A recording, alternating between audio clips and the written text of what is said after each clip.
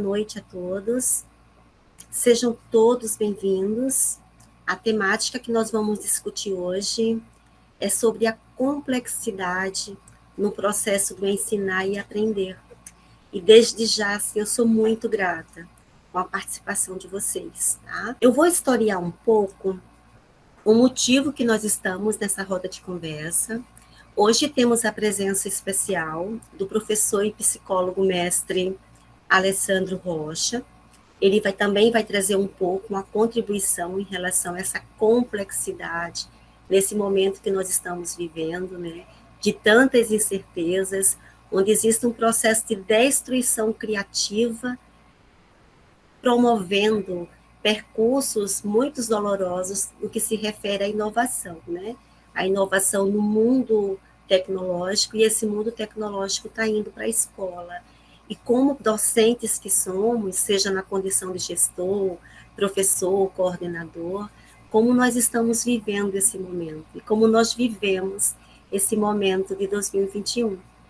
Vamos fazer uma noite leve, uma noite tranquila, uma noite com bastante reflexões, e vamos ter um momento onde a gente vai poder trazer nossas inquietações, nossas dúvidas, tá bom? Então, antes da gente iniciar o processo com o professor Alessandro, eu vou historiar um pouco a temática da complexidade e vou historiar um pouco esse projeto, Movimento do Aprender, para vocês. Estou muito feliz, porque esse projeto não está só alcançando Pernambuco, que é a minha cidade, meu estado, mas está alcançando o Brasil em peso, né? E o nosso objetivo na pandemia é criar ações cooperativas para que nós, professores, podemos nos sentir mais fortalecidos, mais acolhidos. Que o maior desafio de 2022, desse retorno da volta à aula, às aulas, é o cuidar desse professor. E é por isso que nós estamos aqui, acolhendo e escutando os professores nesse processo de pandemia. Então, eu vou compartilhar alguns slides para vocês, de certa forma, quem ainda não conhece o projeto, tomar conhecimento, e quem já conhece, sintam-se no sentimento de retrospectiva, uma retrospectiva de 2021, tá certo? Em relação a esse momento pandêmico, tá bom?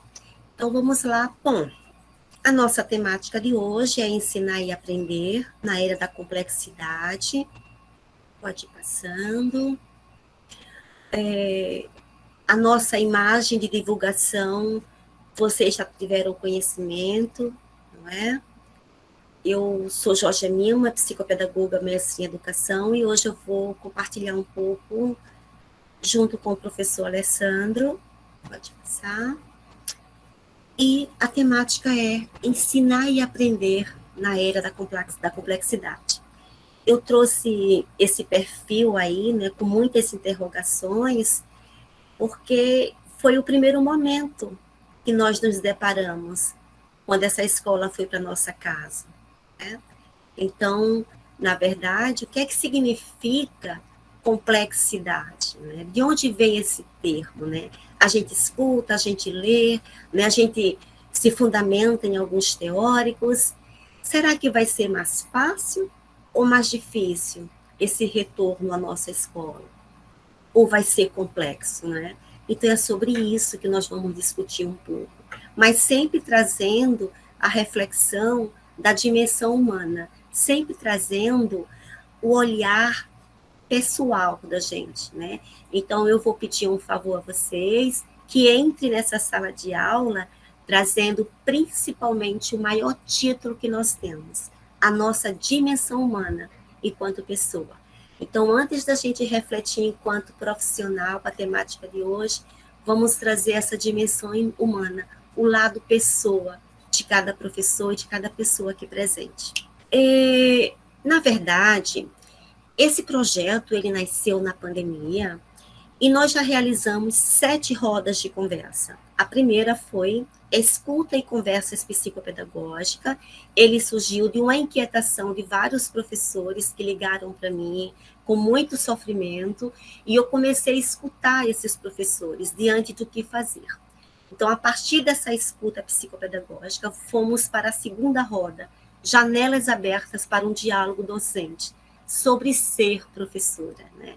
Nós nos tornamos professores e professoras. Mas como é esse nosso percurso na nossa prática, né?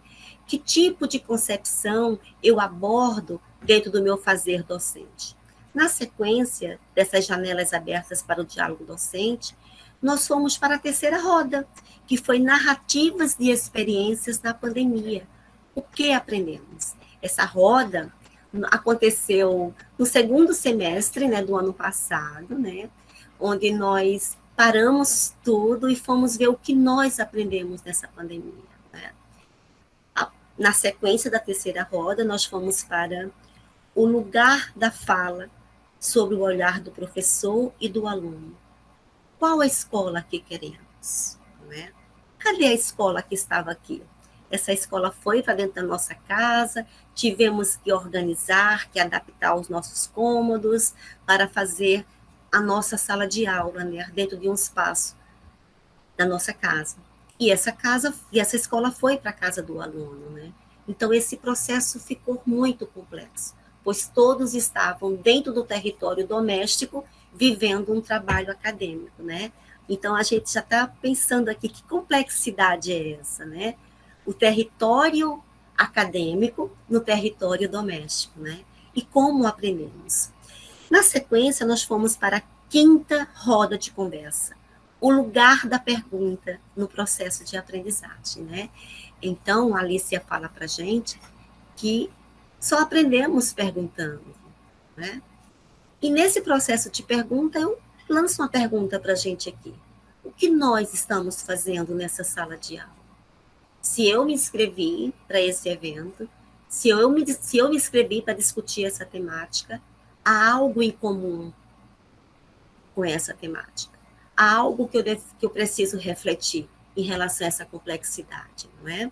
Na sequência do lugar da pergunta, nós trabalhamos, no mês de outubro, o ser brincante na formação docente.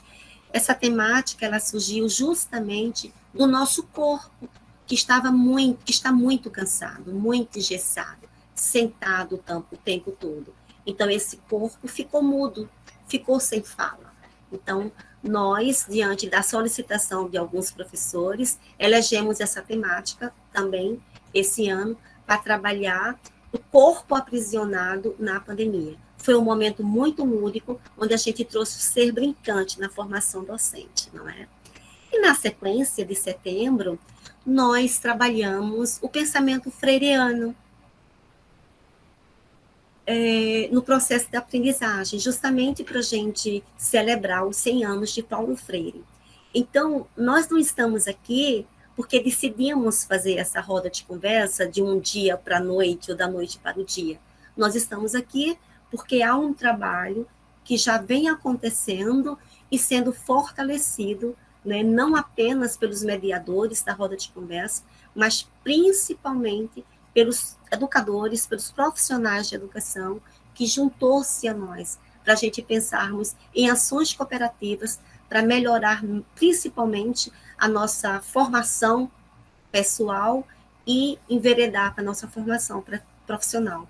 Então, nosso maior objetivo nessa roda de conversa é discutir teoria, é discutir a prática docente, mas principalmente trazendo um cuidado, um acolhimento na dimensão humana desse educador, enquanto pessoa.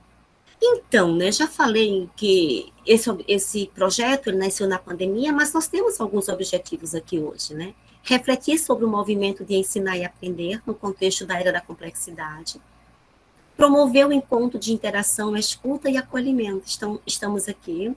O terceiro objetivo, refletir sobre a aprendizagem docente a partir de um cenário de quem ensina e de quem aprende, né? Então, a cada objetivo, eu vou pedir um favor para vocês, para que vocês transformem esses objetivos em perguntas, né? Como me vejo? no meu fazer docente nessa pandemia, não é? Então, o tempo todo nós vamos trazer algumas provocações, porque trata-se de uma roda de conversa, e a provocação gera reflexão. E, para fechar o nosso objetivo, vivenciar atividades que possibilitem a reflexão da dimensão humana no processo da aprendizagem. E quando a gente fala em dimensão humana, a gente fala no sujeito que aprende, no sujeito social, no sujeito cognitivo, no sujeito afetivo, no sujeito cultural, né?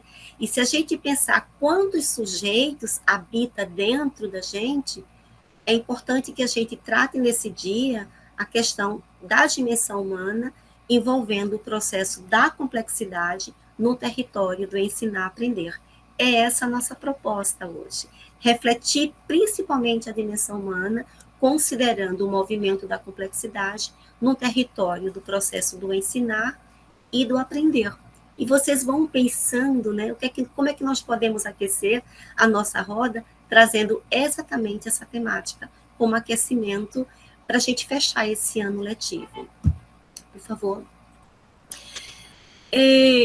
Eu também sou psicopedagoga e eu gosto muito de trazer essa fala aqui, essa citação da Alicia, quando ela diz o seguinte: em todos os espaços de aprendizagem cabe uma leitura psicopedagógica. Então, onde há pessoas, há aprendizagem.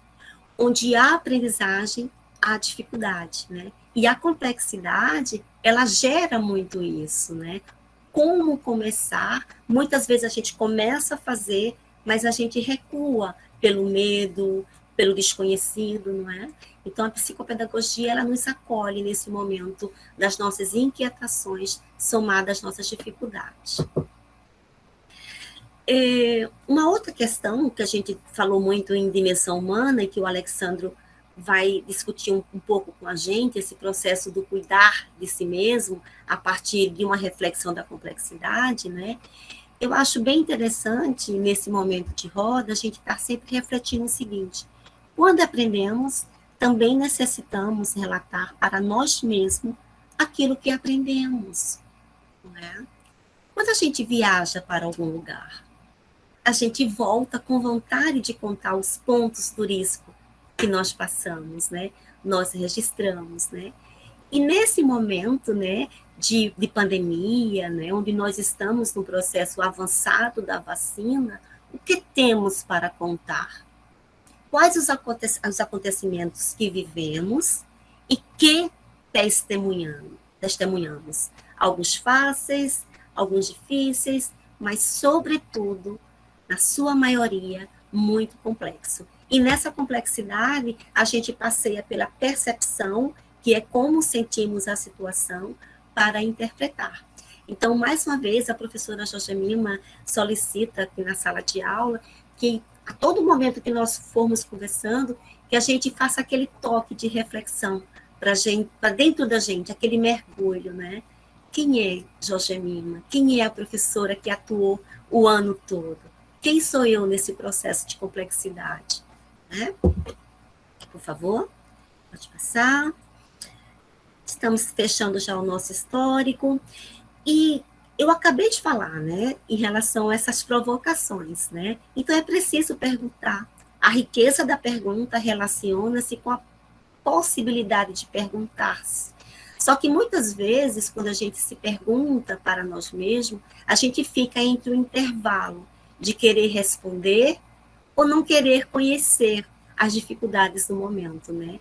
Mas a educação se faz perguntando, e que essa roda seja momentos de perguntas, de provocações, dúvidas, e que a gente saia com muito mais perguntas.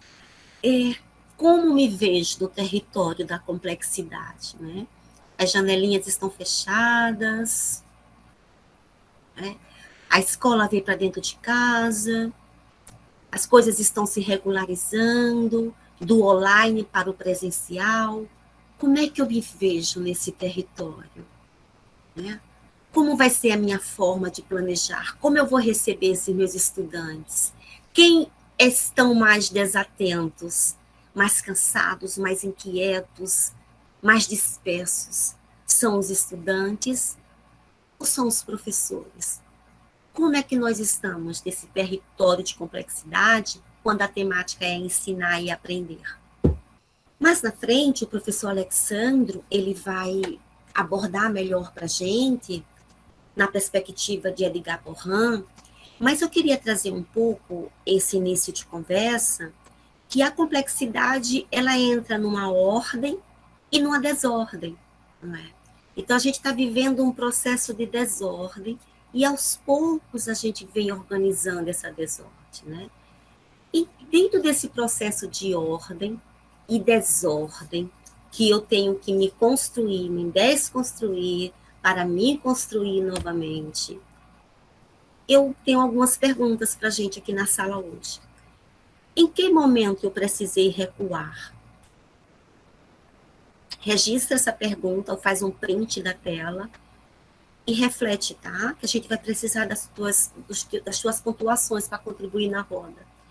O que significa ser presente na desordem? Qual o barulho que vem à minha mente quando está tudo aparentemente fora do lugar e eu tenho que dar conta de um equilíbrio para poder emocionalmente estar bem, para que o meu cognitivo, o meu intelecto funcione, né? E conversando nos bastidores dessa roda, junto com o professor Alessandro, eu procurei fazer um parâmetro, né, dessa desordem, né, de Edgar Morin, trazendo um pouco o clássico da teoria piagetiana, né? Quando na sua teoria a gente trabalha o processo do desequilíbrio e do equilíbrio, né? A gente desequilibra para se equilibrar. Eu só posso adaptar novos contextos de aprendizagem se eu viver a situação com equilíbrio. Mas no primeiro desequilíbrio, se eu não tiver um controle emocional, um movimento de arrumação interna, eu posso recuar, como garante a primeira pergunta, né? Então, como foi meu processo de equilíbrio dentro do movimento da pandemia? Qual a sensação de agir diante do desconhecido, não é? Eu fico pensando que nessa pandemia nós tivemos várias ofertas de aulas online, de curso online. A gente ficou, sabe, embebecido de tantas ofertas. Assistia um ali, fazia um curso ali, e a sensação que eu tenho é que a gente se encheu demais, mas ao mesmo tempo a gente está muita informação e às vezes não sabemos o que fazer com essa informação, não é? E isso é complexidade, não é? Na sequência das perguntas, tem uma outra. Diante do cenário pandêmico, quais histórias eu tenho para contar? Né? Como foi minha alimentação? Como foi o processo da minha saúde física, minha saúde espiritual? Como foi o processo da minha saúde econômica, das minhas economias? Como foi o processo dos meus relacionamentos internos? Né? Professora, a gente está trabalhando essas questões dentro de uma temática de ensinar e aprender na complexidade? Sim, porque para eu ser um bom professor, para eu atuar com a aprendizagem do outro, eu preciso estar muito bem comigo mesmo. Há um outro que me espera na sala de aula. E como é que eu estou nesse processo? E para finalizar, mais uma provocação, enquanto professora ou professor, como me vejo diante de um cenário de mudança e de inovação? É interessante que essas temáticas, as provocações, sempre nas rodas de conversa, nós trazemos como ponto de provocação, mas elas são infinitamente cansáveis. Por quê, professora Jorgelina? Vamos pensar juntos. Tem um microfonezinho ligado, tá? Tem um microfone ligado, pode fechar? Obrigada. Eu tenho estudado muito Joseph Schumpeter, que é um economista, que ele traz como avanço na inovação a questão da destruição criativa, não é? E se a gente trazer esse termo para a área da educação, nós estamos vivendo um processo de destruição criativa, Essa destruição foi sofrida, essa destruição foi dolorosa, nós choramos, nós ficamos sem saber o que fazer, nós que temos filhos pequenos, netos e por aí vai, ficamos trabalhando dentro de casa, dando conta de casa, conta do trabalho. Então, houve toda essa destruição criativa e só tinha um caminho: ou aprendemos, ou aprendemos, ou fazemos, né? Então, essa destruição criativa, ela transita também no campo da educação, dentro do processo da inovação tecnológica, não é? E aí, a pandemia foi apenas um atalho para a gente estar aqui nesse movimento remoto de reflexão. Foi apenas um atalho, porque isso iria acontecer, né? Foi um atalho de forma perversa, de uma forma sofrida, mas estamos vivendo um processo de destruição criativa que também foi bom, né? Avançamos com as tecnologias, né? Antes, a gente dava conta apenas de um aplicativo, eu, pelo menos, dava conta de um WhatsApp. Hoje, eu aprendi a dar conta de alguns aplicativos, mas nada substitui, dentro do processo de destruição criativa da inovação tecnológica, a presença do professor, a sua presença na sala de aula. Mas já vem a professora Jorgemima trazendo o ponto de reflexão. Como me vejo como docente nesse processo de complexidade como professor ou professora? E essa reflexão perpassa, transita a reflexão do movimento, da dimensão humana. Eu preciso o tempo todo estar pontuando como estou fazendo, de que forma estou fazendo o meu fazer profissional, porque ele transita juntamente com o meu prazer, com o meu fazer pessoal. Pode passar, estamos avançando. Nós trouxemos essa reflexão de Tardif, de Morin, mas eu gosto muito nesse momento da gente, antes de passar a fala para o professor Alexandro, eu gostaria que a gente revisitasse um pouco Tardif, né, quando ele diz o seguinte sobre os saberes docentes, né?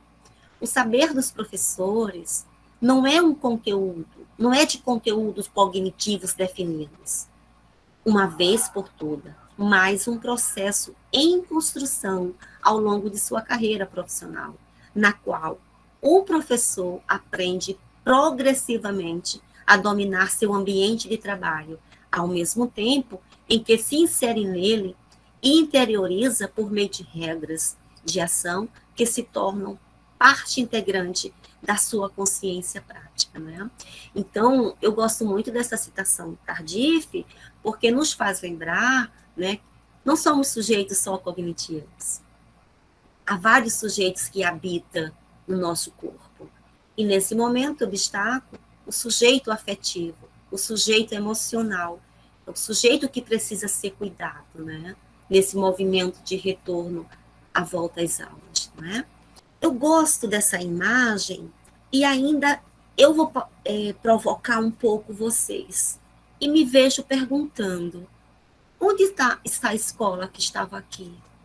Cadê a escola que estava aqui? Não é? Então, a imagem do balanço representa muito um vazio. Se a gente for pensar em 12 de março de 2020, quando saiu o decreto que tudo tinha que fechar, inclusive os consultórios, as clínicas e as escolas, essa representação do balanço, ela é muito forte para a gente, né? Se a gente for relembrar um pouco, fazer uma retrospectiva todos dentro de casa, onde encontrar gel, onde encontrar álcool gel, onde começar as máscaras, mas essa pandemia gerou uma destruição criativa. Nos reinventamos, né? Muitas pessoas criaram possibilidades de fonte de renda. Mas cadê a escola que estava aqui? Ela continua aqui, mas de outro formato. Por isso que é complexo a gente receber tantas e tantas e tantas informações e não parar para pensar como estamos fazendo e como podemos fazer nesse retorno de aulas presenciais. Complexidade Morin, não é?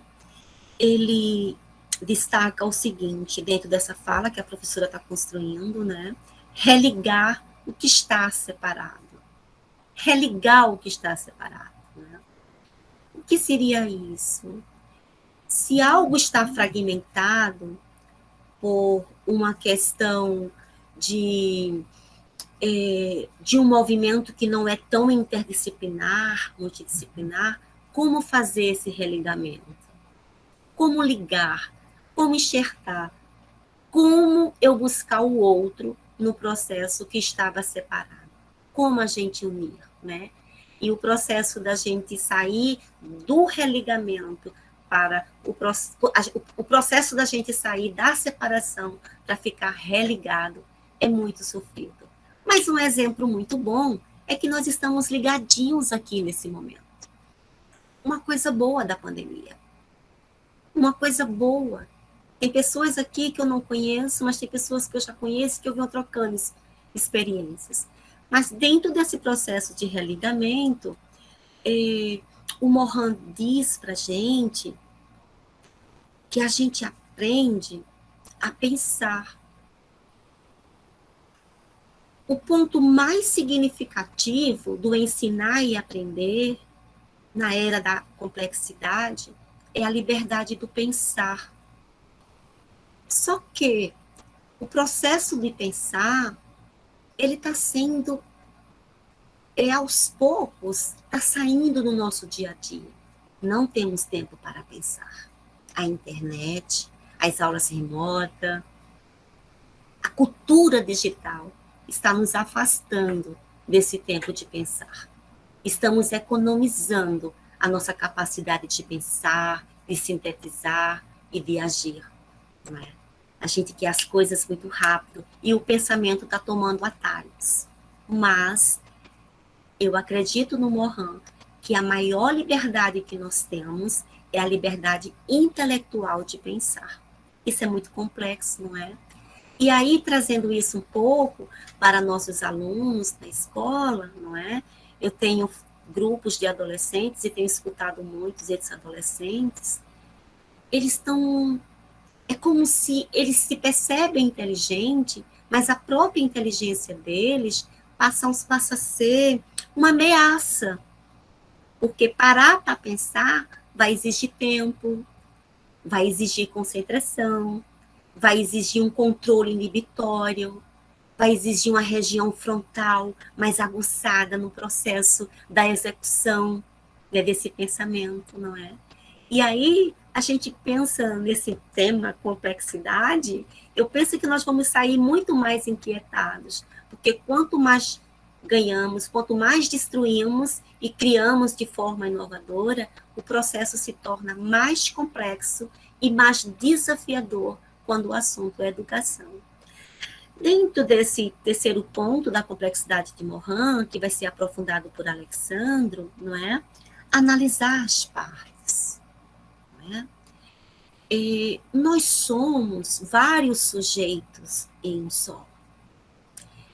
Eu vou trazer um exemplo bem psicopedagógico. Se o meu sujeito cognitivo, se o meu sujeito emocional não estiver funcionando muito bem, o meu sujeito cognitivo, o meu sujeito emocional, o meu sujeito social, vai ter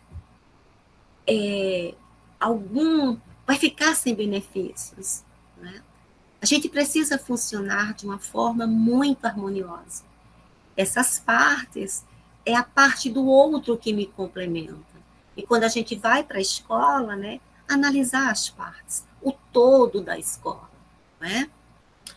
Bernard Charlot fala para a gente que não existe fracasso escolar. Existem situações de fracasso. Então, para a gente não chegar em situações de fracasso ou sair dessa situação de fracasso, precisamos ver a escola como um todo. Já se foi a época que a sala de aula se restringia à presença do professor. A sala de aula é um conjunto de profissionais que vai discutir conhecimentos, onde vai ter um mediador, que é o docente. Mas todos ali naquela escola gere o processo de aprendizagem, não é? E analisando essa parte, né, cada segmento dentro da escola, a gente vai ampliando essas partes. É difícil, professora Jorgemina? É fácil, professora Jorgemina? Não, nem é fácil nem é difícil. É complexo. E a complexidade exige a liberdade do pensar, a liberdade do fazer, não é? E antes de eu terminar esse slide, eu trouxe Morin aqui, trouxe Bernardo Charlotte, mas a gente pode trazer Antônio Zabala. Nós, enquanto escola, né, vivemos muito no processo do movimento conceitual da aprendizagem. O currículo é o conteúdo, nós executamos esse conhecimento. Né? Mas o item que Zabala fala para nós professores, que precisamos destacar muito na nossa sala de aula, é o conteúdo procedimental. O como fazer para eu construir conhecimento. O como fazer. E o como fazer é na experiência. É com procedimento de pesquisa, é com procedimento de experimentação, é com o procedimento do pesquisador, enquanto professor e enquanto aluno. Né? Estamos vivendo uma era onde o conhecimento está chegando muito fácil para a gente, mas ele está se tornando líquido, ele tem escapulido muito rápido, não só para os alunos, mas para nós, professores, também. Não é? E para fechar, esses itens que Morin destaca para a gente, não é? São as interpretações e significados, né? Como nós interpretamos o movimento vivido? Qual o significado que nós atribuímos, né? Hoje, conversando com a professora Ilka, que eu acredito que ela vai falar hoje na roda, que ela é muito falante, se nós conseguimos chegar até aqui, somos realmente fortes, somos realmente resilientes. Eu penso que às vezes pensamos em até desistir, mas insistimos, porque tem 3 palavras dentro desse processo de resiliência: é a atenção, a intenção e a ação. Então, dentro desse tripé, nós fomos produzindo com muito sofrimento o processo do ensinar, aprender, mas destacando esse movimento da nossa intenção enquanto professor. Chegamos no ano letivo de 2021 e vamos iniciar 2022. Mas o meu clamor nessa roda de conversa é que nós, professores, nós docentes, sejamos mais acolhidos, sejamos mais escutados, sejamos mais, tenhamos mais visibilidade no processo da aprendizagem, né?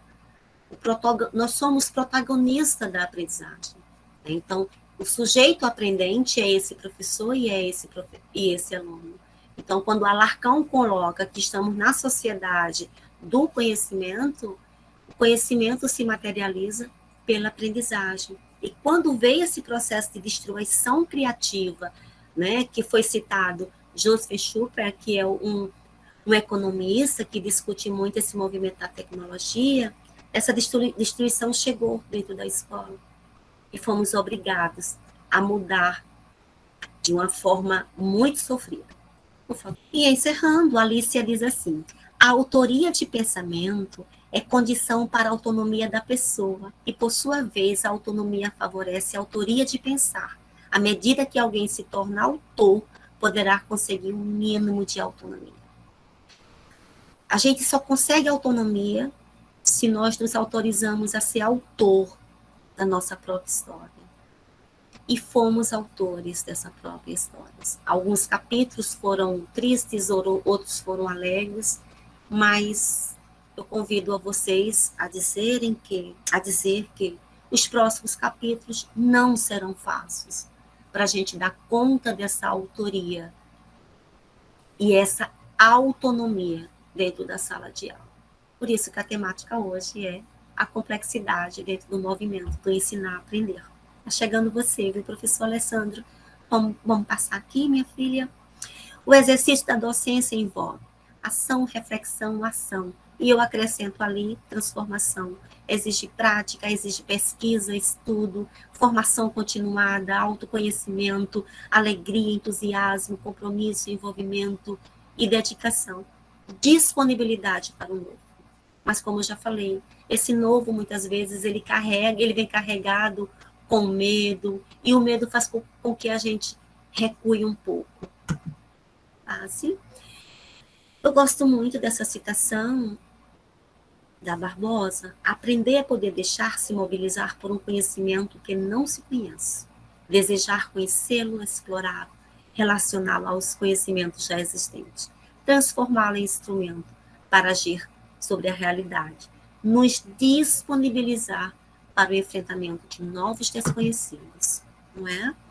E, fechando essa minha fala, para eu passar para nosso palestrante, Skóis diz o seguinte, tá? Eu acredito que o professor Alessandro ele vai conseguir mediar essa introdução aqui de uma forma muito de excelência. Só podemos trabalhar com o outro e conseguir que nossa tarefa seja eficaz se pudermos simbolizar nossas próprias dificuldades. Não se silencie diante da sua dor, diante do seu sofrimento da pandemia, diante da sua inquietação, diante do seu cansaço. Não deixe que o barulho externo continue causando a desordem. Não viva na desordem, porque nós trabalhamos com vida. Se nós vamos com esse movimento mental muito desorganizado, é complicado nesse cenário da docência e da discência, não é? E continuando a completar, a Barbosa nos ensina e nos fortalece nesse momento. Alguém que se encontra na posição de ensinar precisa, além dos conhecimentos necessários para o referido ensino, conhecer mais a fundo a sua constituição como ser cognoscente e o seu próprio processo de aprendizagem. Então, nós docentes, nós somos mediadores da aprendizagem do outro, mas, primeiramente, somos mediadores da nossa aprendizagem.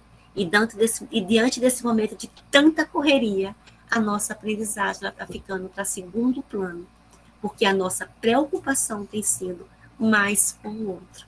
E é nesse momento que essa reflexão do ensinar e aprender nos leva a pensar como fazer a aprendizagem diante de uma era que o novo chega e a gente tem que mudar de qualquer forma, mas como ficamos diante de tantas inovações. E nesse momento, tempos de perguntas e incertezas. Muitas perguntas foram surgindo e algumas delas não vamos conseguir responder, não é? Mas eu penso que o segundo momento dessa mediação da nossa roda, que vai ter o terceiro momento, que é o debate, essas incertezas talvez fiquem um pouco mais acesas, né? Porém um pouco mais tranquilas com a fala do nosso professor e mediador Alessandro. Tá? E lidar com aquilo que não sabemos provoca uma dor simbólica. Porém, quando nos disponibilizamos para o novo, de novo, o movimento do aprender expressa sentidos e significados no processo de aprendizagem. E aí, eu reforço uma citação da Alicia, que diz o seguinte: só aprendemos perguntando, só aprendemos quando alguém nos provoca. E falar em provocação, vai pensando naquelas 3 questões. O que tenho para contar nessa pandemia? Em que momento eu precisei recuar? O que é que eu preciso aprender ainda? Qual a maior desordem que eu preciso organizar para dar conta de mim mesmo em função da aprendizagem do outro, né? Então, esse início de conversa foi um aquecimento para o professor Alessandro dar continuidade. É com você, professor. E na sequência nós vamos abrir um debate sobre os itens que vocês acharem mais relevantes. Boa noite. Vou compartilhar aqui. Vocês estão conseguindo me ver? Ver aí a apresentação? Sim, perfeito. Então, vou precisar ser sucinto, né? De antemão, quero agradecer a Jorge Lima pelo convite. Eu fiquei ouvindo no sentido de perceber o quanto que a educação faz com que a gente seja mais humano, né? Porque a capacidade da gente poder olhar a singularidade de cada aluno, cada contexto a qual a gente vive em sala de aula e de que forma isso pode impactar para poder ajudar e contribuir no crescimento daquele aluno como pessoa, né? Numa sociedade, numa cidadania, né? E usar diversos recursos que a gente tem para que a gente pudesse fazer o nosso melhor, né? Então, ensinar e aprender na área da complexidade é entender essa complexidade de uma maneira ampla, né? E na minha experiência, né, como psicólogo, psicoterapeuta, o mestre em educação, tenho um olhar da dinâmica de grupo, além de consultor, né, e formação na área de aprendizagem organizacional e mediação da aprendizagem, é que gostaria de convidar vocês para pensar sobre essa complexidade, né? Então, se entende que complexidade é aquilo que está envolvido em diversas variáveis diante daquela situação ou daquele contexto em que se vive, percebendo o quanto que essas variáveis influenciam no outro, né? De forma que a gente entenda um contexto, uma situação, um problema, que pode partir no âmbito pessoal, ou no âmbito institucional, ou no âmbito familiar, né? E o Mohan, ele fala que o conhecimento nunca é reflexo ou espelho da realidade. O conhecimento é sempre uma tradução seguida de uma construção. Então, nesse conhecimento, se constrói, né, a partir de diversos olhares ou percepções sobre aquela realidade, aquelas variáveis que influenciam para aquela complexidade ou problema, né? E o quanto que vamos nos dedicar a entender essas variáveis para resolver um problema depois do outro, né?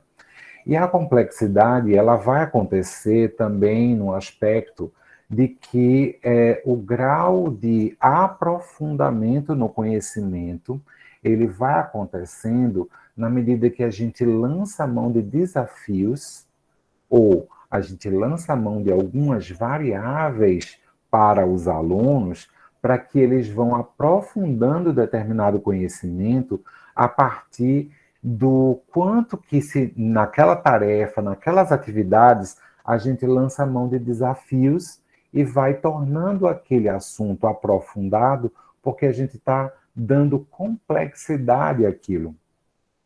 Então, a complexidade ela pode ser vista, né, de várias formas, tanto no entendimento daquela realidade, quanto no ensinar e aprender, na perspectiva o quanto que se é superficial daquele conhecimento e daquilo que a gente vai aprofundar no conhecimento para que ele possa ser, né, melhor entendido na sua profundidade diante das variáveis que a gente vai lançar mão para que aquele aluno compreenda, né? Seja em determinados níveis, seja de graduação, seja de ensino fundamental ou até de ensino superior, né? Ou de pós-graduação também, né?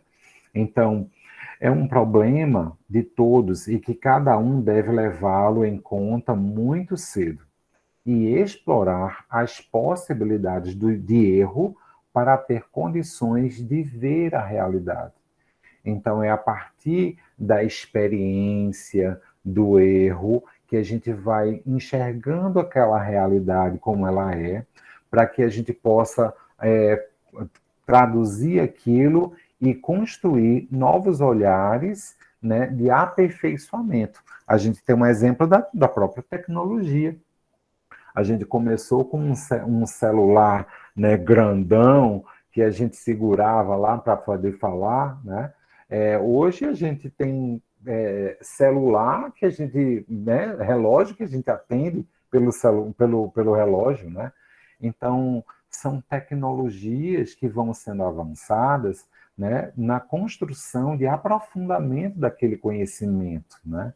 Então, isso é o que está, né, envolvido o nosso tema de hoje. Mas diante das situações que nos acontecem no dia a dia, né, todos nós podemos nos preocupar, né? O que é, na verdade, preocupação, né? Porque preocupação, ela começa num pensamento. Mas se, diante daquilo que a gente está se deparando, ele é complexo para a gente, então a gente vai se preocupar no sentido de compreender aquilo. Mas se a gente se preocupa, né, e gera um desconforto emocional, principalmente uma ansiedade, a gente precisa entender como é que isso acontece também, né? Diante do nosso papel, a gente vai precisar entender a complexidade para poder fazer o nosso melhor na nossa tarefa. Mas compreender também no que é que nos estressa, né? No que é que nos preocupa diante dessa complexidade, né? Então, o que é isso? É uma luta contra o que a gente não gosta, né? Então, a preocupação nada mais é do que uma luta diante de algo que a gente não está gostando daquilo. Ou um protesto contra a realidade, e aí a gente vai se deparar com pessoas que têm dificuldade de aceitar aquela realidade ou de enxergar aquela realidade, e isso fica muito mais difícil de lidar, realmente. É como a gente ouve muitas vezes um ditado, né? Ah, aceita que dói menos, né? Então é uma forma da gente poder aprender com aquilo, né? E a preocupação é uma recusa em aceitar a incerteza e a limitação. Então, se a gente vive preocupado, né, principalmente com coisas que a gente não tem como ter resposta ainda, então a gente fica numa situação de não conseguir lidar com as incertezas, as limitações, e isso automaticamente faz o quê? Um promover de um estresse, né? E o estresse, ele vai influenciar no nosso desempenho, né? Vejam aí no gráfico. Então, a gente começa na fase do repouso, do sono, a gente aumenta aí, né, no intermédio aí entre estresse e performance, desempenho, então a gente tá bem. Mas se o nível de estresse ele permanece por muito tempo, vai debilitando o organismo, né? E aí aumenta a ansiedade, dificuldade de se adaptar, e vem o esgotamento. Então, a maneira como a gente lida com o estresse é também parte do lidar com essa complexidade. Como nós encaramos essa complexidade, né? E a partir daí a gente precisa visualizar, né, as nossas percepções, porque nós somos líderes das nossas interpretações, né? Vejam a figura. Compreender que há outro ponto de vista é o início da sabedoria, diz Campbell, né? Tá, isso é um 6 ou um 9, né? Então, o ponto de vista diferente nem sempre é ameaçador, né? Ele vai trazer, sim, sabedoria, porque é um outro olhar sobre aquilo. E nós precisamos desenvolver, né, no dia a dia da aprendizagem, esse senso crítico, né? Perceber por outros olhares, né, aquelas variáveis que estão em torno do problema, né? E poder ser crítico, tanto conosco, de poder se melhorar, como também no contexto daquela situação, para que a gente possa fazer o nosso melhor, não simplesmente aceitar, né, no contexto do trabalho, mas poder pensar estrategicamente sobre a melhor forma de resolver alguns problemas, algumas questões que possam surgir, né? E a partir daí, né, a gente vê numa lâmina aí do Programa de Enriquecimento Instrumental, o PEI, né, que a gente vai ver alguns alunos que se comportam assim, né, nessa lâmina. Então, tem um arqueiro, ele visualiza, né, o alvo, ele tenta dar a flechada, erra e não consegue acertar. E aí ele pega o quê? A tinta, vai, marca lá, né, assim, eu acertei, né? Então, acertou de que maneira, né? E o aluno precisa ter a consciência do que ele fez, do que ele produziu, confirmar essa capacidade dele para poder legitimar esse aprendizado e não simplesmente burlar a regra. Por isso, a importância da gente não perder de vista as regras do ambiente, né? Porque em todo lugar temos regras. No hospital, em casa, né? Na escola, em todos os contextos tem regras, né? Até quando a gente vai visitar um amigo, a gente vai seguir a regra da casa do amigo, né?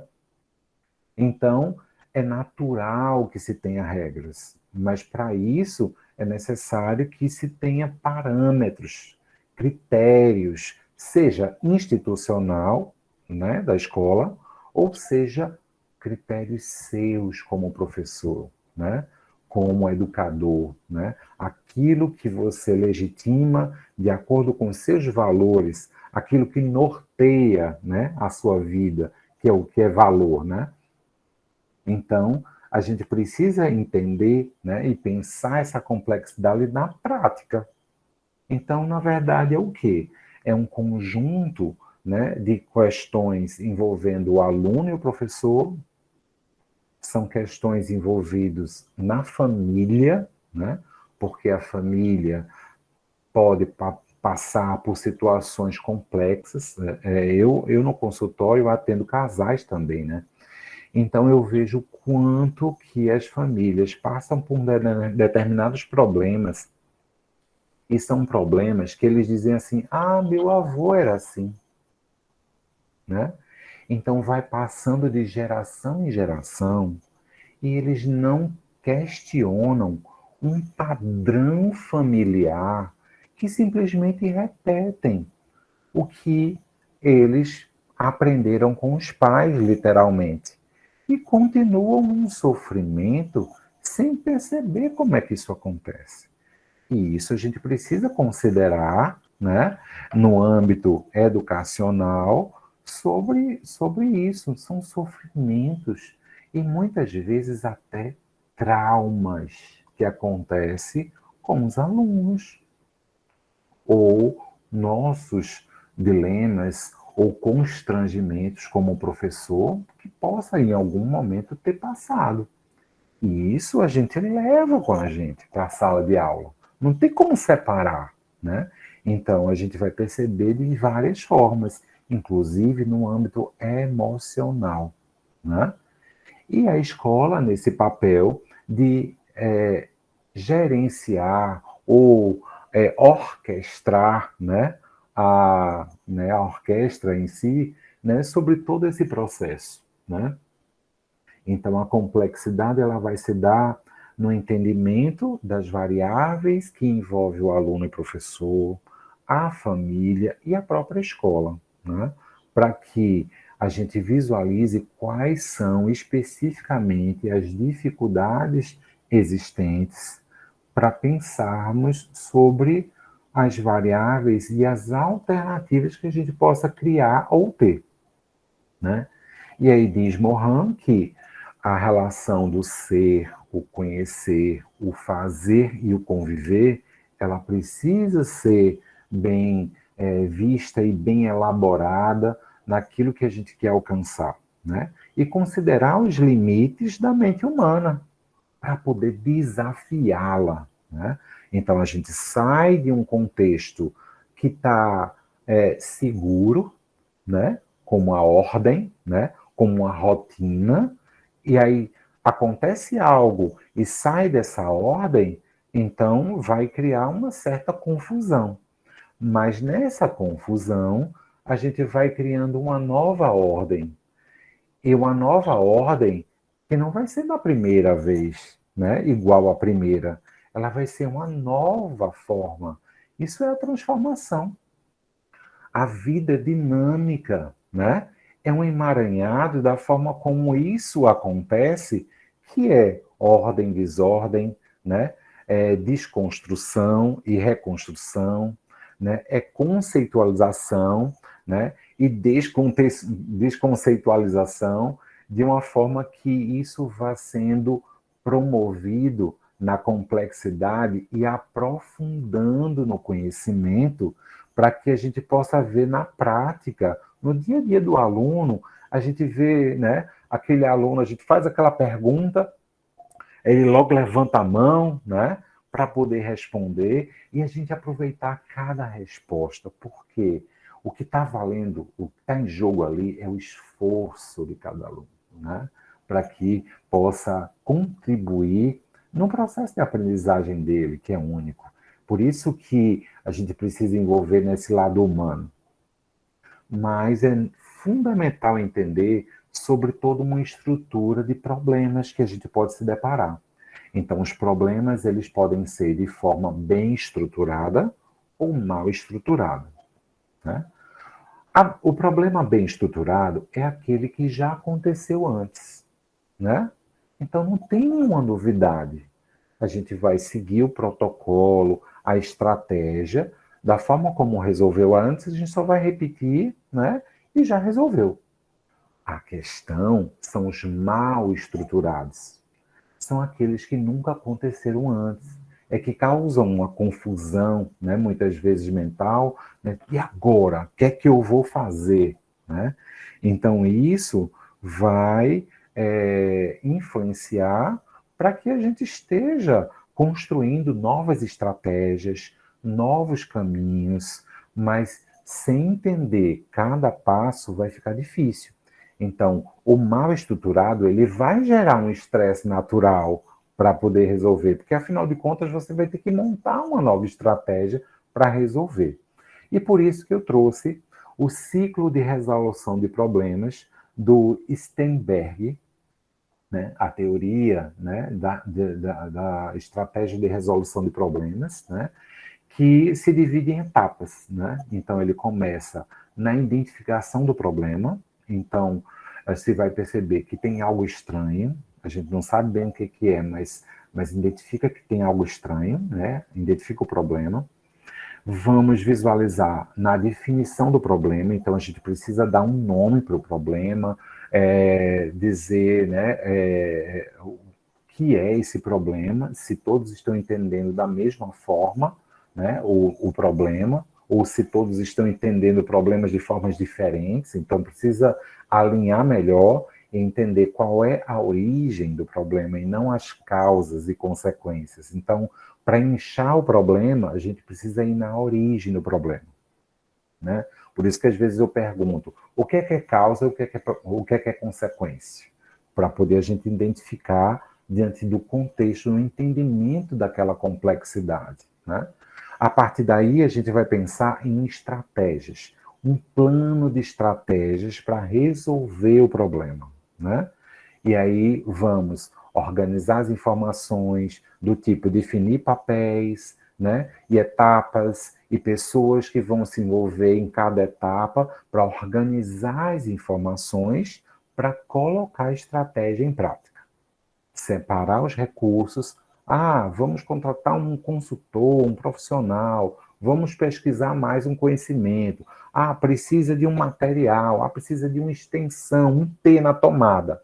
Então, são recursos para monitorar o quanto que o problema está sendo resolvido e depois a gente avalia o quanto que ele foi resolvido de fato para partir para o próximo problema.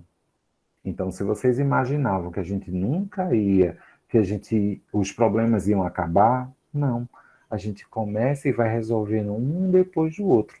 Então, é um ciclo. Porque o ser humano quer mais, ele quer satisfazer, ele quer ser feliz, ele quer desenvolver. Então, a gente vai resolver problemas sempre. O que a gente precisa desenvolver é as estratégias certas e começar a pensar de uma maneira estratégica para resolver os problemas, né? E a partir daí, a gente vai se deparar com situações de solução impulsiva que pode fazer com que o problema, ao invés de resolver, ele piore, né? Vai haver situação de uma resolução provisória, a gente pode ganhar tempo, mas tem que ter consciência de que o problema vai voltar, né? E a resolução definitiva. Então, ou seja, o problema ele não volta. Por quê? Porque a gente foi na resolução na origem do problema. E a gente precisa entender que o cérebro ele tem diversos aspectos aí a considerar. Então, sobre a peculiaridade de cada aluno, cada ser humano, a gente precisa perceber que existe um possível diagnóstico, né? E um plano de tratamento, seja em qual for a área, né? Se a gente for pensar em aspecto psicológico e saúde mental, a gente precisa considerar isso tudo, né? Um problema ele não vem à toa, mas a gente precisa perceber se para resolver determinado problema, o que é que estrategicamente a gente precisa fazer para a resolução definitiva. E é um sinal da gente entender onde acontece, na verdade, a revolução. A revolução acontece aonde? No cérebro. Ou seja, na nossa cachola. E existem 4 dimensões de avaliação em saúde mental, que é a maneira como a gente pensa, que é a cognição, né? A afetividade, a maneira como a gente expressa o afeto, o relacionamento, né? Então, tem pessoas que têm problemas de relacionamento. E isso também pode falar da saúde mental da pessoa. E o impulso, né? Então, o descontrole do impulso é uma das coisas que mais aflige também um professor. Ele não sabe muitas vezes como lidar. E aí eu separei um aspecto importante, a partir do descontrole do impulso, das maneiras como isso acontece.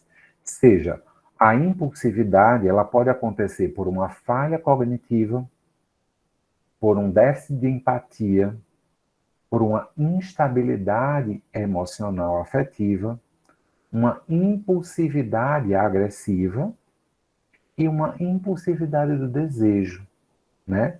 Que são aqueles casos de compulsão, né? Então a gente pode ver transtorno de déficit de atenção, transtorno de afetivo bipolar, né? E aí a carga genética também, se algum dos pais ele tiver bipolar, né? Então é importante avaliar o humor do aluno, né? Automutilação, que não é um diagnóstico, mas isso tem acontecido com alguns adolescentes, né? Transtorno explosivo intermitente, dependência tecnológica, estresse pós-traumático, isso é uma realidade do que vem acontecendo a partir de várias situações, né, seja vivenciadas na pandemia ou não. Mas é necessário considerar que, como diz o Jeffrey Young, na tentativa de passar pela vida sem dor, negamos a oportunidade de mudar aquilo que nos prejudica. Então, a gente tem a oportunidade todos os dias de poder lidar com determinados problemas ou dores para poder a gente ter alívio, né, emocional, né? E isso é importante, porque as oportunidades, elas vão acontecer sempre. Oportunidades e possibilidades estão nas nossas mãos, né? Todos os dias. Por isso a importância da mediação, seja através do vínculo, do pensamento reflexivo, da transmissão de valores, construção de conceitos, ou da ação social, cognitiva, afetiva, né? E aí eu trago, né, Mário Sérgio Cortella, que eu gosto tanto, né, que diz, né, que a ética é um conjunto de valores e princípios que usamos para responder grandes questões da vida. Eu quero lidar com essa complexidade? Eu devo? Eu posso? Né? Se não pode, o que é que eu preciso fazer para poder conseguir? Né?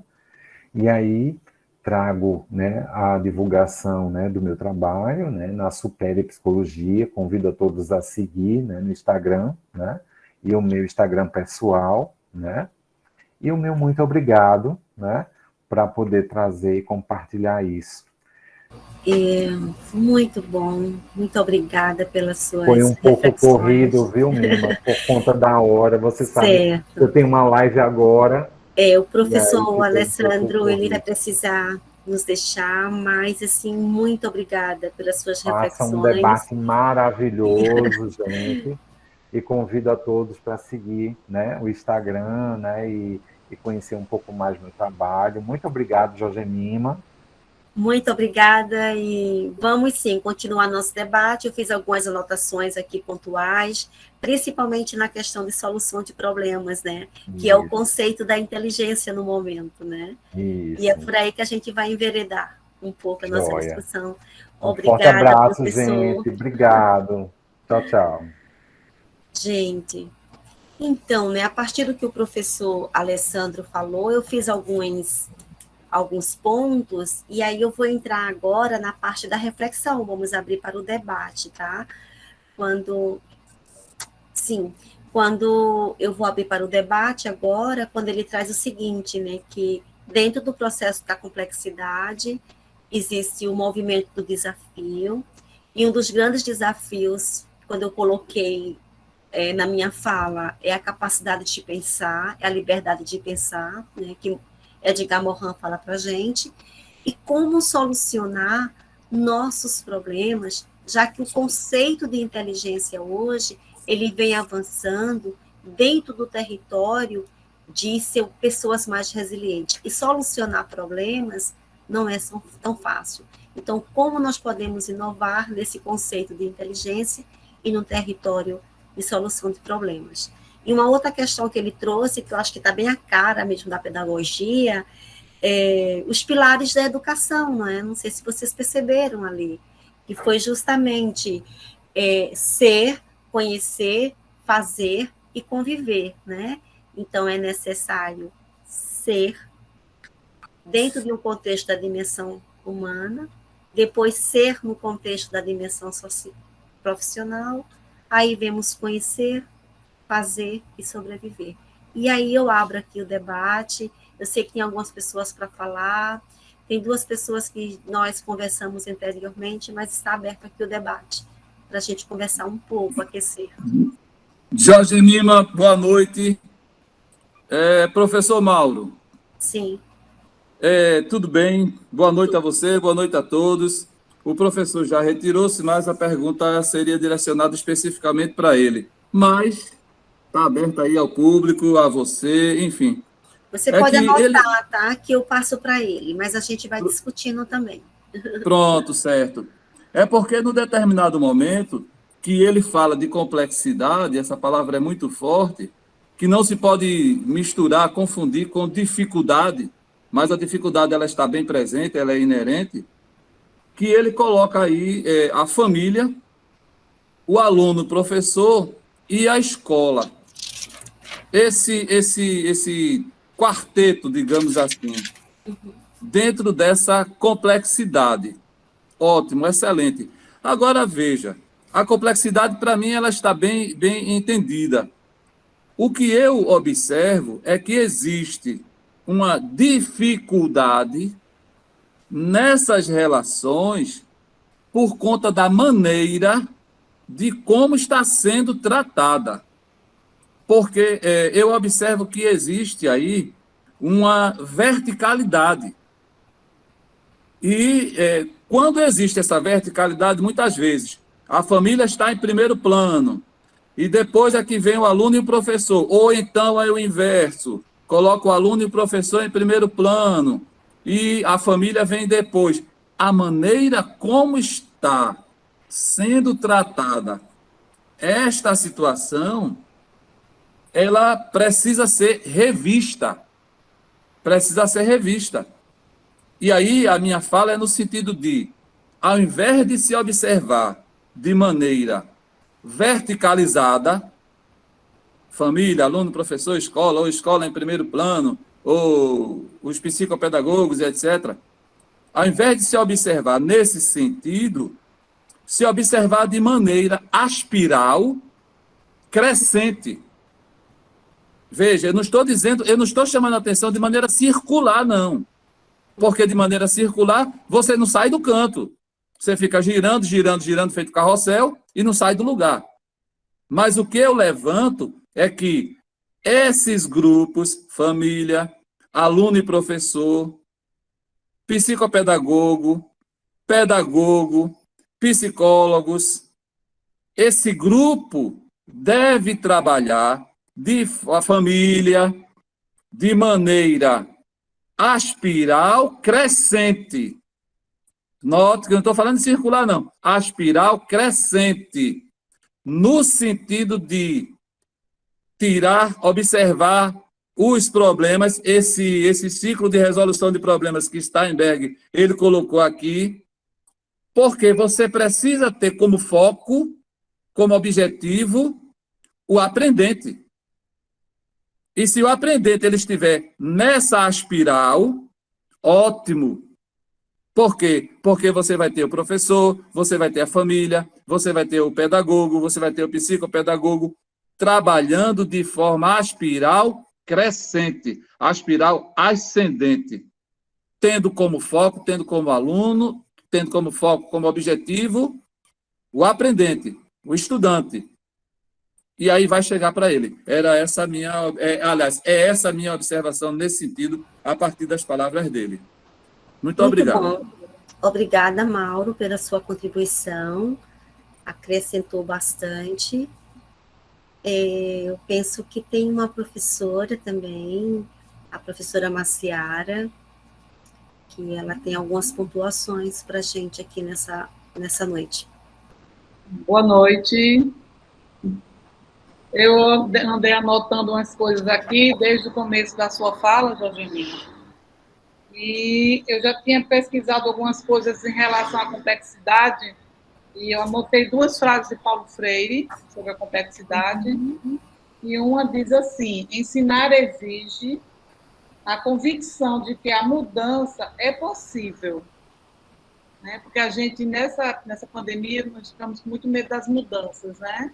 Eu ainda tenho um pouco de medo das mudanças, porque eu sou, assim, a parte da tecnologia eu ainda sou muito sem noção mesmo. Eu fico sempre buscando e pedindo ajuda, né?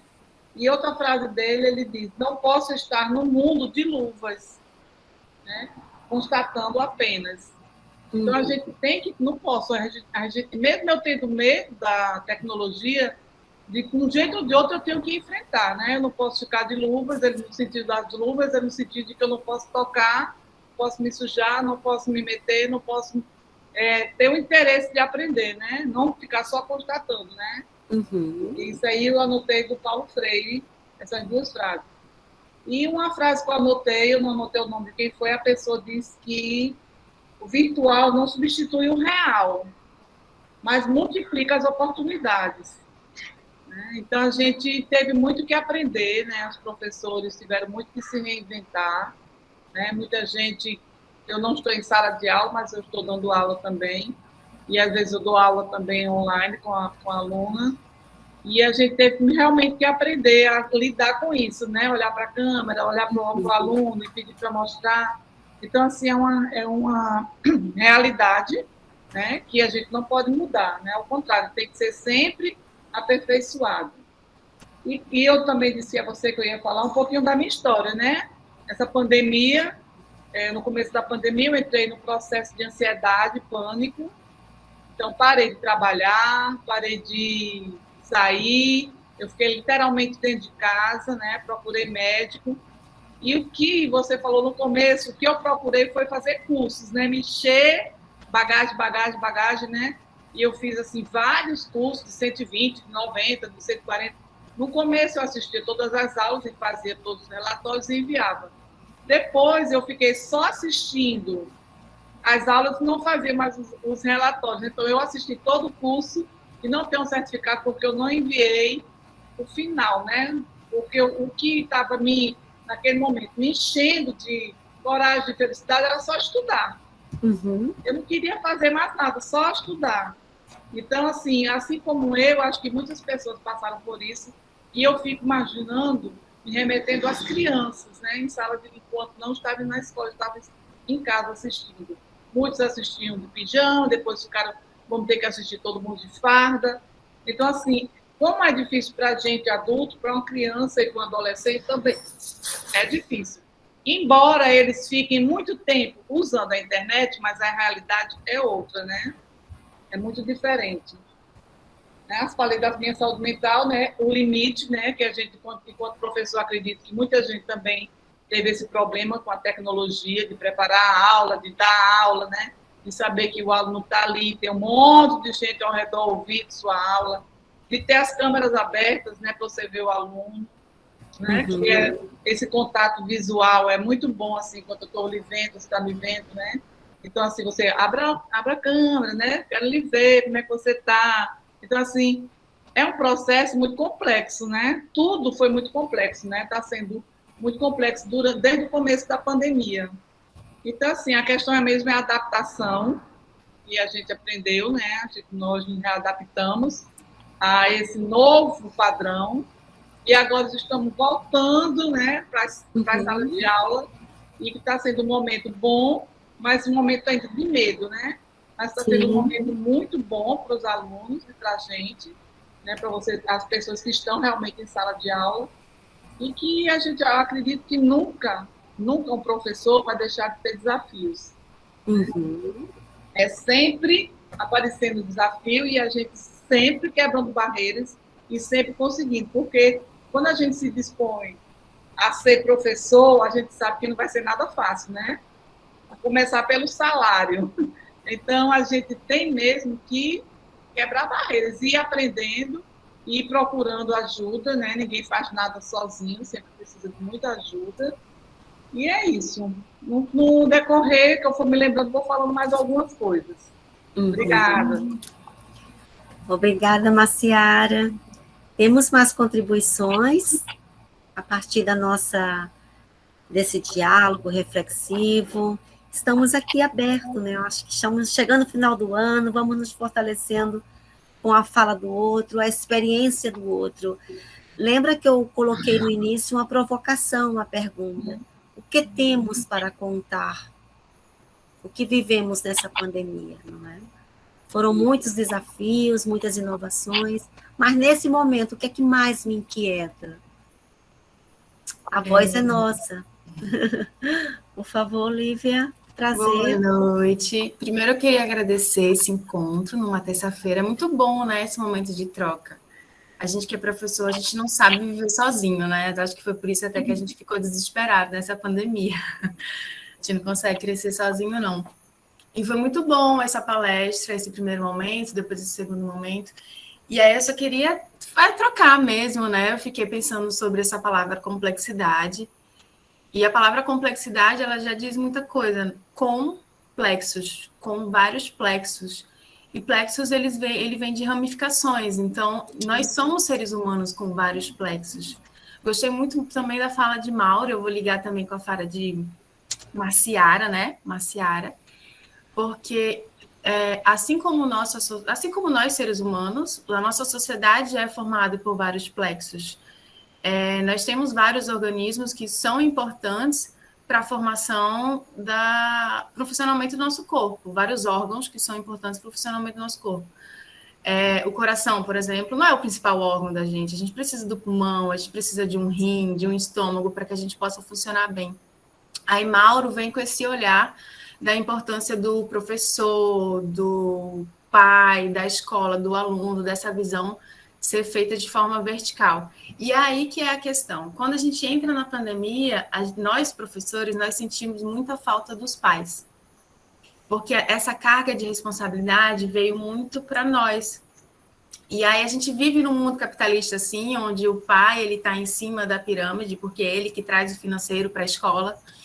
E aí a gente acaba ficando para embaixo, porque nós somos a máquina que traz esse financeiro circular. E aí vem a fala da Jorgemima da importância da autonomia do professor dentro da escola. Então, a gente tem que ter autonomia no que a gente está fazendo. Então, para isso é importante a gente sempre saber o que a gente está fazendo, né, para que a gente possa ter voz. E aí vem... Agora, Lívia, desculpe só interromper, mas eu nego a verticalidade, viu? Eu nego a verticalidade. Desculpa, eu falei o contrário. Eu falei eu nego a verticalidade. Eu quero o aspiral ascendente, tendo o aprendente, o estudante no eixo. Sim, e aí você traz essa imagem espiral que é incrível. Eu gosto muito dessa imagem. Muito, porque eu costumo falar que a nossa vida ela não é cíclica. Ela não é cíclica. Ela é a espiral. Enquanto mais a gente sobe, desce, mais a gente sobe. Quanto mais a gente desce, mais a gente sobe. A gente fica nesse desenho de espiral mesmo. É até interessante a gente fazer esse desenho mesmo. Eu que me interpretei errado, Mauro, mas eu te entendi super bem, eu compreendi sua fala. Isso. Tá massa. Foram muitas coisas que eu fiquei me perguntando sobre, deixa eu ver mais o que eu anotei aqui. Sobre a questão das inteligências, né? A gente trabalha muito nas escolas a parte da cognição. E temos um cara que se chama Gardner, que, se eu não me engano, que ele fala sobre as inteligências múltiplas. Né? Então, temos diversas inteligências dentro desse organismo, desse sistema dentro de nós. E aí a gente precisa trabalhar e ver a potencialidade de cada indivíduo de acordo com essa inteligência que pulsa, né? Mas a gente tem que tomar isso como verdade. A criatividade ela é importante, a música ela é importante, o movimento corporal ele é importante. E o movimento corporal ele traz essa vontade. Quando a gente se move, a gente tem vontade de fazer algo. E quando a gente tem vontade, naturalmente a gente passa para o nosso aluno a nossa vontade mesmo, sabe? E aí, eu acho que essa questão da tecnologia, claro que ela traz, que nem Marciara falou agora. Deixa eu anotar, eu anotei aqui. O virtual não substitui de forma alguma o real, mas ele aumenta as possibilidades. Realmente ele aumenta as possibilidades. Sim, sim. Mas ele não vai substituir. Quando a gente liga uma câmera, por exemplo, se ninguém tivesse ligado a câmera agora, Jorgemima ia estar com ela mesma. Então, ela tem que estar muito concentrada no que ela está falando, porque senão ela vai se perder. A gente acaba se sentindo só. E aqui a gente só tem o visual, né? E quando a gente está com o contato com a pessoa, não existe coisa melhor do que contato. E o professor precisa de contato, né? Senão a gente enlouquece. Meu Deus, a gente não consegue viver sozinho, não. E aí, foram muitas anotações. Eu vou falando aos poucos, senão eu falo demais. Tá bom? Mas muito agradecida pelo encontro de hoje, tá? Que bom sua fala, muito bom. O Mauro, a Marciara, na sequência você destaca o Gardner, né, com as inteligências múltiplas. É um momento que a gente precisa destacar mais, não só o movimento cognitivo, mas outros talentos, né? Que as crianças apresentam, o talento da arte, o talento da música, o talento da literatura, não é? É preciso potencializar essa cognição, não apenas no conteúdo conceitual, mas quais talentos essas crianças e esses estudantes podem aparecer na escola, né? E muitas vezes são talentos inatos, mas eles ficam escondidos, né, dentro da escola, né? E muitas vezes só vão descobrir isso na fase adulta. Olha, eu nem sabia que eu tinha o talento do pintar, da música, né? Então, isso é um olhar mais que precisamos ter com nossos alunos, não é? Isso é inclusão. A inclusão é você alavancar esse olhar e ver o que o meu estudante tem de melhor, né? O aspiral aí colocado pelo Mauro também é algo que a gente tem que pensar nesse sentido. E que bom, né? É disso que a escola precisa. Nós temos voz e fala dentro da escola, mas falamos muito pouco. Nesse momento de fala, de visibilidade, de pertencimento, né? Quase não existe na escola. Né? Então, o meu clamor é exatamente por isso, né? Mais movimento da aprendizagem do docente dentro da escola. É nesse movimento. Substitui o medo, né, pelo eu posso, né? Isso. Eu vou dar só um exemplo bem simples, né? A questão do medo em relação a uma adulta, uma pessoa de 76 anos, que eu tenho ensinado alguns dias, que ela estuda na Supere, se o professor estivesse aqui, ele ia gostar de ouvir, e um aluno de 7 anos, né? Uma aluna de 7 anos, ela tinha que descobrir as palavras que estavam escondidas numa palavra, né? Aí eu vou dar um exemplo bem simples, sapato. Na hora que eu falei sapato, ela disse o pato, na hora, né? Ela disse, também pode ser a sapa. Então, ela foi descobrindo as palavras assim, imediatamente. E uma pessoa de 76 anos, eu precisei, fui buscando assim, várias coisas para poder ela entender que a palavra sapato tinha uma palavra escondida dentro dela. Então, a palavra, vamos supor, eu estou dando um exemplo que não aconteceu, mas é só para exemplificar o que ela fez. Se eu disser sapato para ela de 76 anos, que já está quase perdendo a memória, ela vai dizer, que palavra tem dentro dessa palavra sapato? Ela vai me dizer pé, ela vai me dizer meia, né? Então, é quando o professor tem que reinventar a sua forma e tentar tirar dessa pessoa de 76 anos que uma criança de 7 anos tem rapidamente. Então, se a gente, quando o professor não ficar o tempo todo se reinventando diante das complexidades do ensino, seja na criança, ou no adulto, ou no idoso, né? A educação vai parar, porque a gente tem que estar sempre buscando. Então, a gente tem que perder o medo, né? A gente tem que buscar uma fala diferenciada para cada aprendente, para cada aluno, porque cada pessoa é diferente. Como o Mauro falou, né? O espiral. Então, eu tenho que buscar a pessoa que ela tem para me mostrar. Obrigada, desculpa. Falo demais também. São muitos desafios. Temos mais alguém que quer se colocar? Nós vamos ter um sorteio de 2 livros e daqui a pouco a gente vai ter que fechar, né, a nossa roda, senão nós viramos abóbora. Lembra que toda vez a gente fica bem tarde, mas temos mais 20 minutos de sala de aula. Eu gostaria de saber se temos mais contribuições, né, nessa aprendizagem de retrospectiva também, né? Porque muitas coisas que nós colocamos aqui já trouxemos em outros momentos, né, de roda de conversa, né? Eu estava ouvindo. Oi, pessoal, boa noite. Meu nome é Ilka. Eu estava aqui ouvindo vocês conversando, falando, trazendo as experiências de cada um, o Mauro, Maciara, a Lívia. E eu digo, poxa vida, quanta riqueza no falar, né?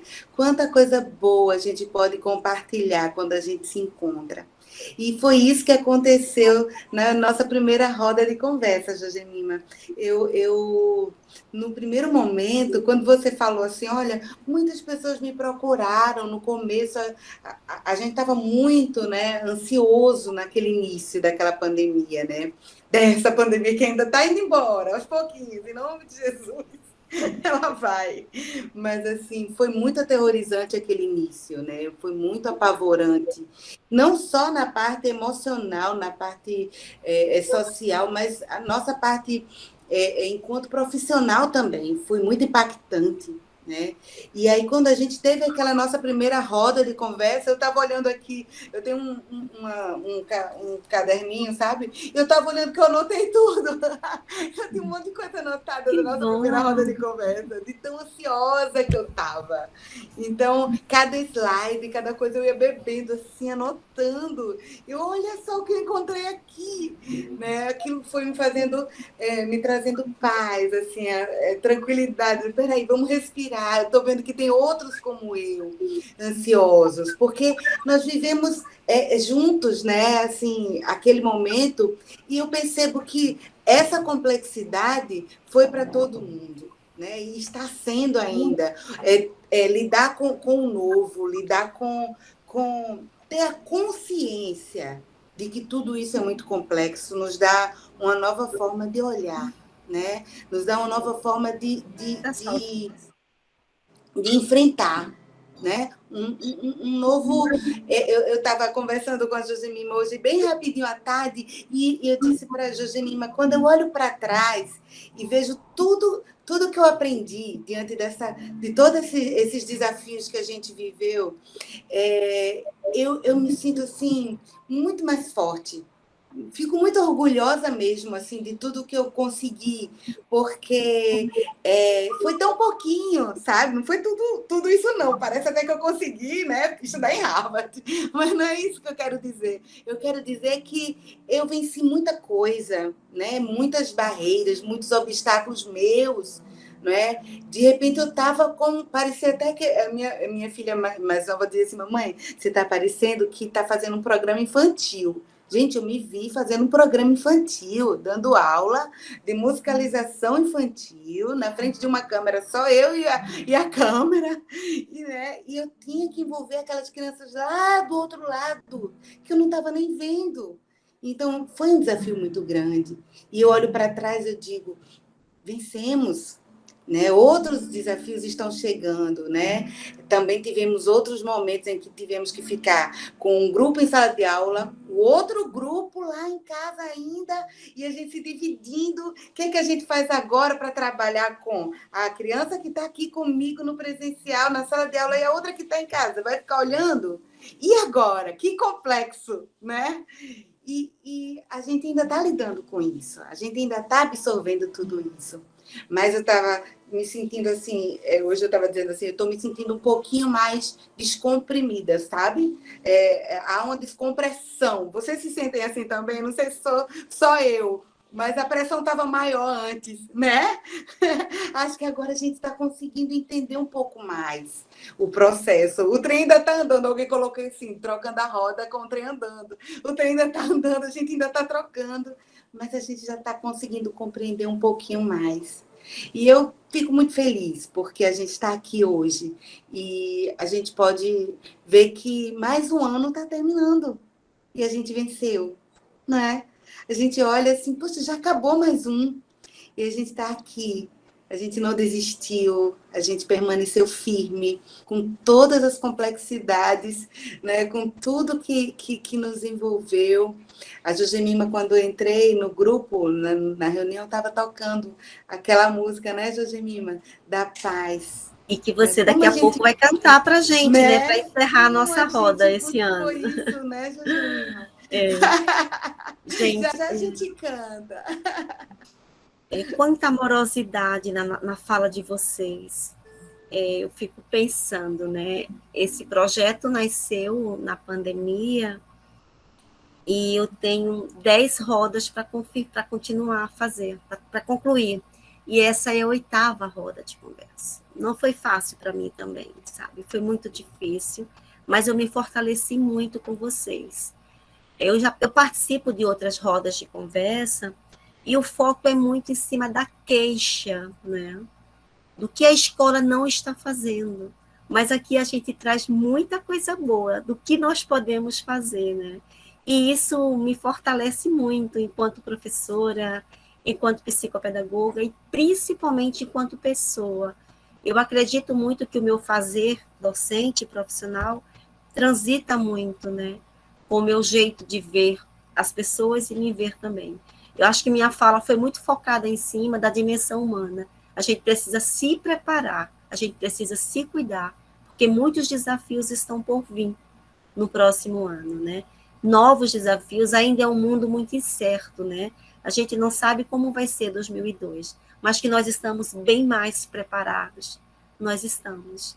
Porque quando a gente vive em atitudes operativas de grupo, como eu preciso de você, como eu preciso do outro.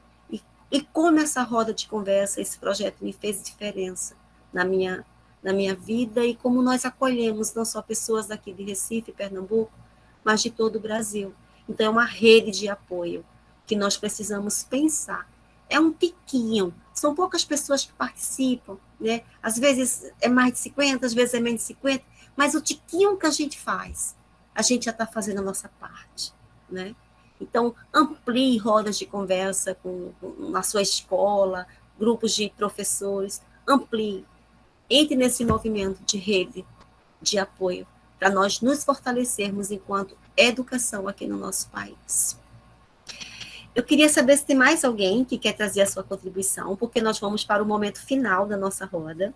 Eu trouxe 2 livros para sorteio e vamos finalizar com a mensagem musical da nossa professora musicista Ilka, né, que a gente já conhece o talento dela, né, além de professora, tem todo esse talento aí, viu, Lívia? Você citou aí o Ronald Gardner, ele tem um talento bem musical, tá certo? E quem sabe se a gente não faz outras rodas de conversa conhecendo nossos talentos, né? O talento da vez, na próxima roda, quem vai ser? Vai ser uma poeta? Vai ser uma robótica? O que é que nós vamos fazer? Vai ser uma literatura? Né? Então, por aí vai. Gente, tem mais alguém que quer refletir? Trazer suas contribuições? Fizeram as anotações, porque eu consegui fazer as minhas anotações, onde eu recuei nessa pandemia, qual a desordem que ainda permanece na minha cabeça. Tem algumas, não sei vocês, mas tem ainda muita coisa que eu preciso organizar. Mas tem um sujeito que habita em mim, é o sujeito da razão e do desejo. Então, não perca nunca esse sujeito da razão e do desejo. Deixe esse sujeito habitar em você. O desejo de querer saber, o desejo de querer aprender todos os dias. Porque se esse desejo adormece, se esse desejo morre, perdemos o sentido da vida, né? E dessa roda de conversa, uma das coisas que ficou muito para mim nessa noite foram os desafios, solução de problemas.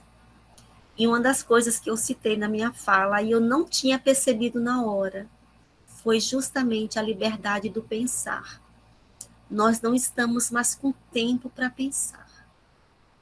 Entramos de uma forma tão envolvente com a cultura digital que estamos nos afastando da reflexão, do pensamento, do mergulho em nós mesmos, de um cuidado, de um toque, de um abraço conosco, né? Da literatura, de um bom livro, né? Então, a minha mensagem nesse momento é que a gente bata a porta desse sujeito carente, no sentido do pensar, que invada a nossa dinâmica psíquica e emotiva, enquanto sujeito pensantes e aprendente, nessa roda de conversa, nessa última roda de 2021. Eu não sei se faço logo sorteio. Esse livro aqui é um livro que eu tenho um dos capítulos, tá? É um livro sobre psicopedagogia, reflexões e construções no percurso da prática. São vários profissionais aqui de Recife, todos professores e psicopedagogos, e eu tenho 2 livros aqui e vou sortear. Mas quem quiser adquirir, você pode adquirir também na editora Apres, que lá você encontra também, né? A minha assessora aqui falou o seguinte, ela está com a lista de todos os nomes presentes. Eu vou escolher um número e vou pedir para uma pessoa escolher o outro número, tá certo? Então, vamos lá. São quantas pessoas, filha? De 1 a quanto? Então, vamos de número 9. Nelly Silva, cadê você? Opa! Ganhou um livro, tá? Que legal. Aqui tem vários textos e o meu capítulo é o sentido do aprender e ensinar. Pronto, outra pessoa diz o número? 7. 7. Você, Lívia.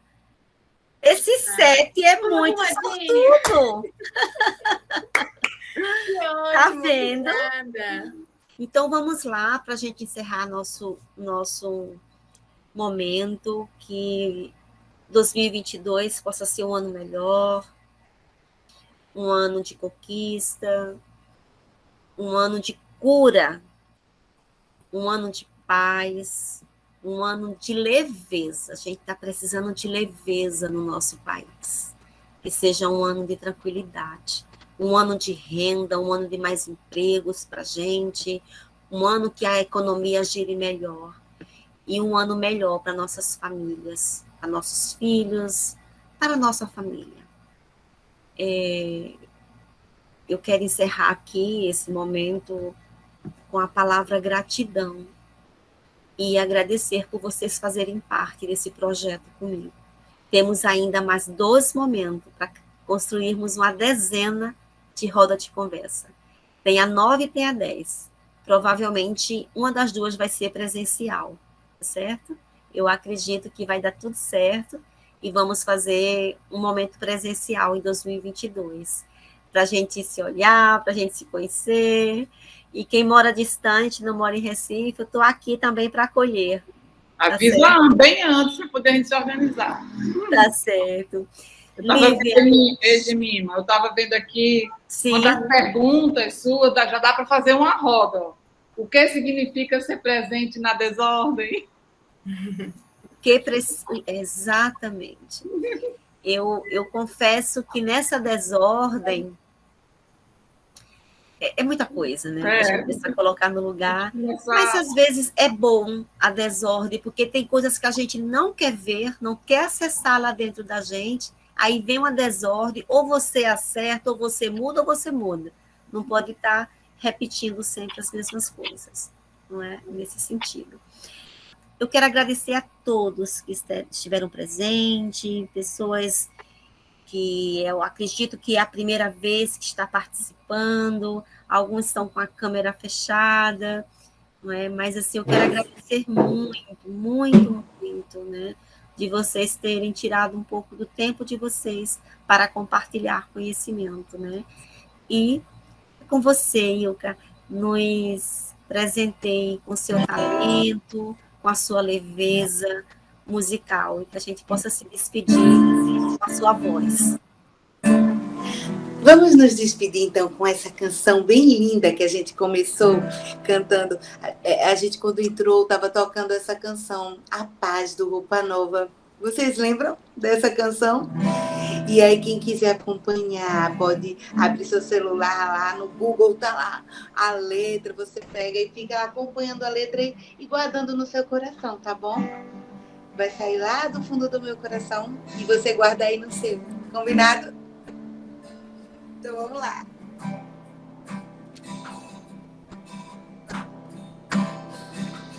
Deve haver um lugar dentro do seu coração onde a paz brilhe mais que uma lembrança.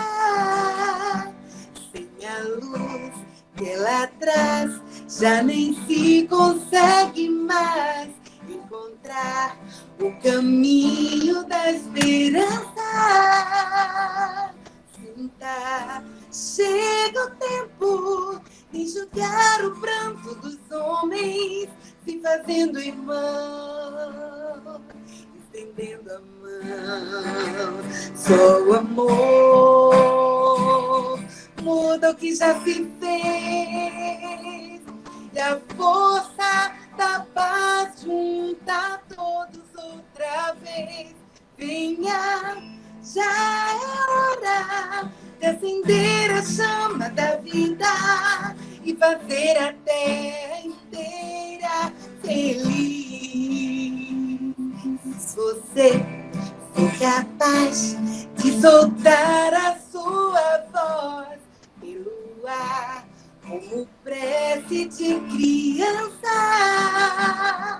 Deve então começar, outros vão te acompanhar e cantar com harmonia e esperança.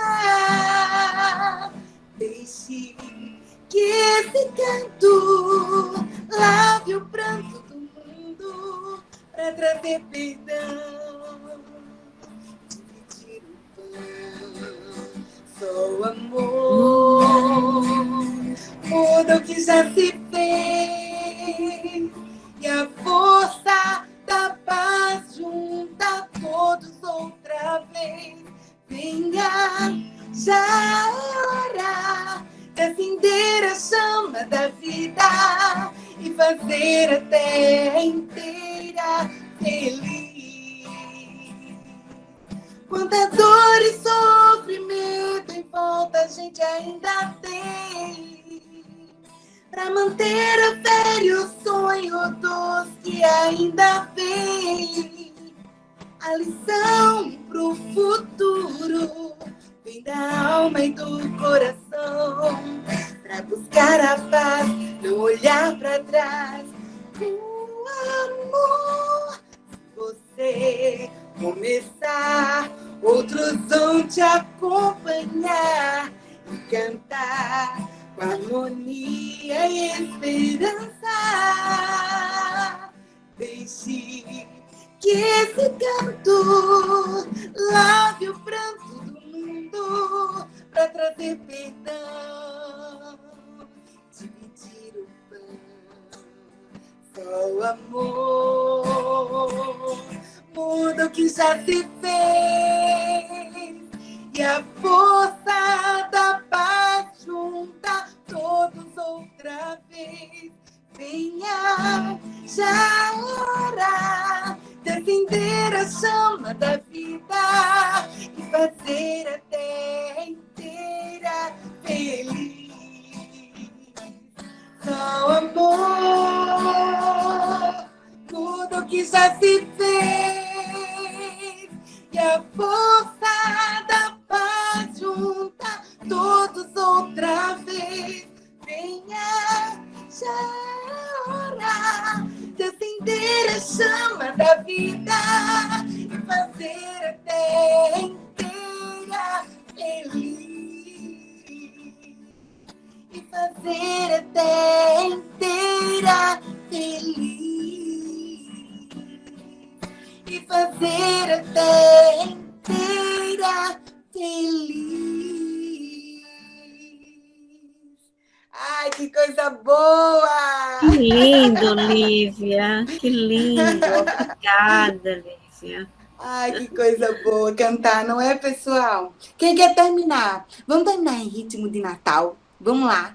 Tá com um clima tão bom. Vamos fechar. Eu já estou com vermelhinho de Natal aqui. Vamos lá. A gente falou de desafio, de complexidade. A gente olhou para trás e viu que a gente venceu tanta coisa. Quero ver você olhar para trás e não se arrepender de nada do que você fez, do que você errou. Lembra que a gente falou que fracasso é uma situação? Eu vi quando a Gemima falou, sim, que as situações de fracasso na escola Bernard Charlot, não foi? Situações de fracasso são diferentes de fracasso escolar. E aí eu coloco situações de fracasso na nossa vida. São diferentes de fracasso na vida. Vamos cantar essa canção lembrando disso? Quero ver você não chorar, não olhar pra trás, nem se arrepender do que faz. Quero ver o amor vencer, mas se a dor vier, você resistir e sorrir. Se você pode ser assim, tão enorme assim, eu vou crer que o Natal existe, que ninguém é triste, que no mundo há sempre amor. Bom Natal, um feliz Natal, muito amor e paz pra você. Quero ver você não chorar, não olhar pra trás, nem se arrepender do que faz. Quero ver o amor vencer, mas se a dor vier, você resistir e sorrir. Se você pode ser assim, tão enorme assim, eu vou crer que o Natal existe, que ninguém é triste, que no mundo há sempre amor.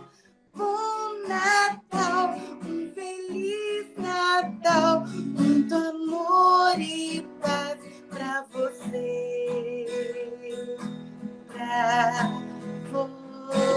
você, pra você. Olha a foto, gente. Que lindo! Obrigada, Lilka. Obrigada. Gratidão a todos por fazer meus dias melhores, minha pandemia menos sofrida. Obrigada, professores, por me fazer sorrir, por estimular meu entusiasmo pela educação. Eu amo vocês. Muito obrigada por termos feito esse projeto. 2022, não sei como vai ser essa continuidade, mas eu estou disponível para atuar sempre no território da aprendizagem, junto com vocês. Contem comigo. Não sei quem está participando pela primeira vez, mas minha gratidão a todos vocês.